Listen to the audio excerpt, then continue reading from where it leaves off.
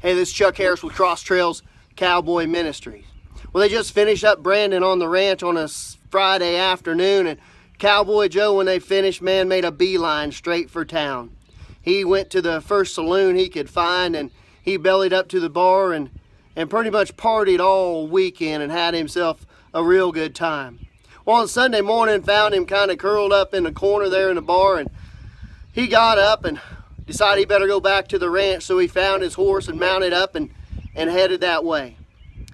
Well, he noticed a group of people gathered down by the river, so he kind of headed that direction to see what was going on.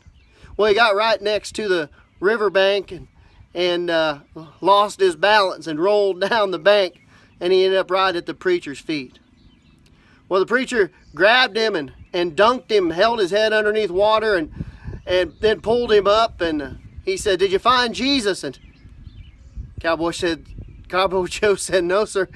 So the preacher dunked him again and held him down a little bit longer and pulled him back up, and he said, "Did you find Jesus?" And Cowboy Joe said, "No, sir."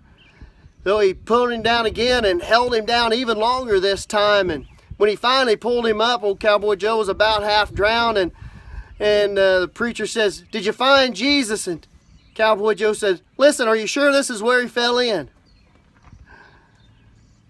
Did you find Jesus?" You know, Matthew 28:19 says, "Go therefore and make disciples of all nations, baptizing them in the name of the Father and the Son and of the Holy Spirit." You know, we're all called to go and make disciples. Now, that doesn't mean we have to go around drowning everybody, but it does mean that we are required to at least try to plant a seed. That's all I got. Sermon in a minute.